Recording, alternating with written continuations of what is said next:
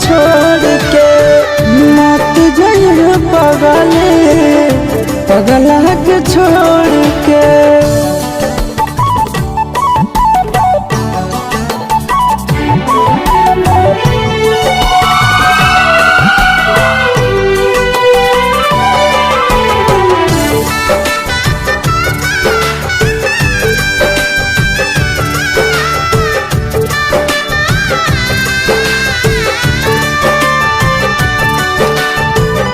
अखिया तो खोल गे कुछ भी तो बोल गे, तू ही हमर जिंदगी में सबसे अनमोल गे।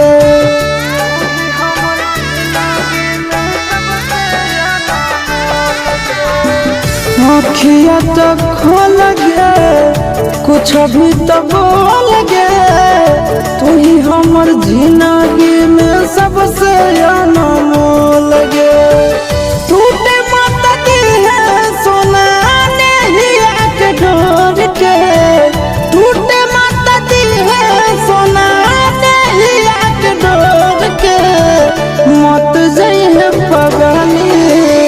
पगला के छोड़ के, मत जाइए